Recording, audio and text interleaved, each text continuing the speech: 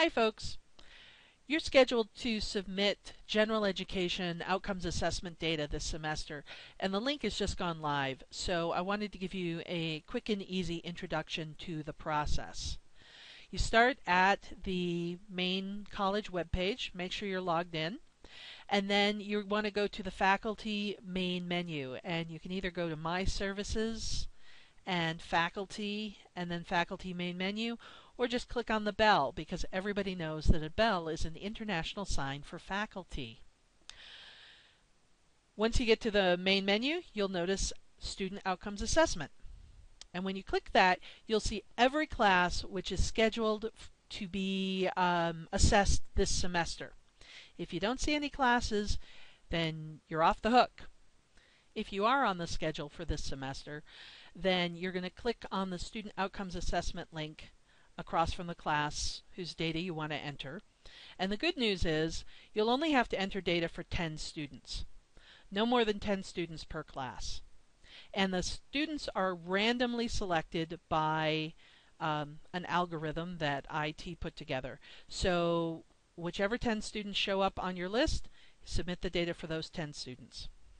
You can see I've got a very sketchy group of students in this class, so we're just going to let the chips fall where they may.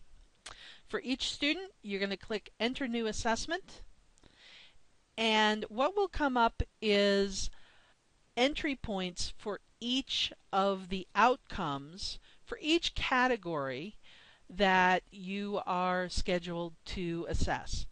Most people are only going to have one, but if your course fulfills more than one gen ed category, so for example, history courses are historical perspective, but they're also intensive writing courses. Therefore, there's two separate categories that need to be inputted for this class. But if your class is only a writing class, you'll only submit written communication information. If it's an oral communication class, etc.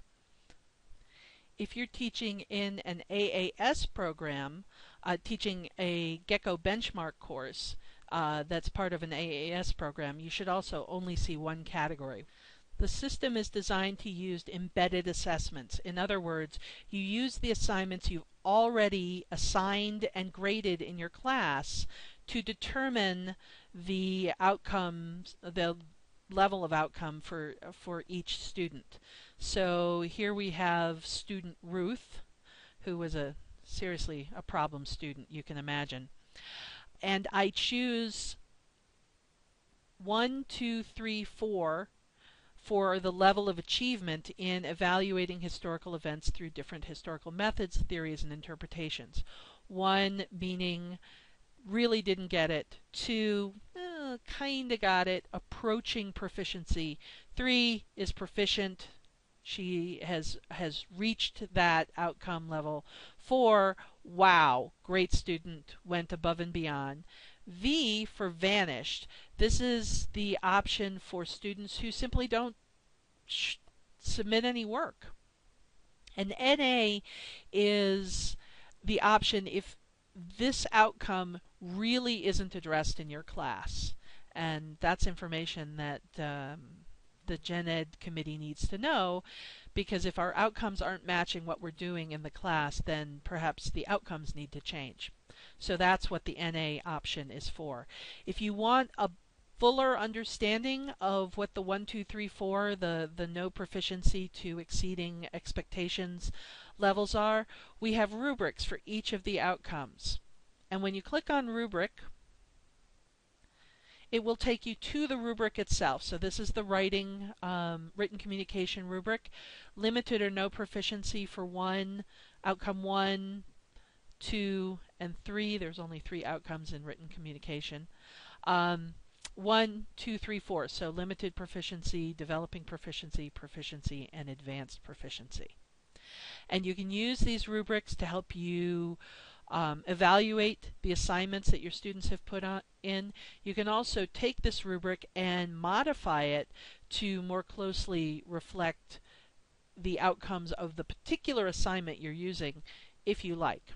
So once you've evaluated a student's work in relationship to these outcomes, you just choose your buttons So, well, Ruth tries.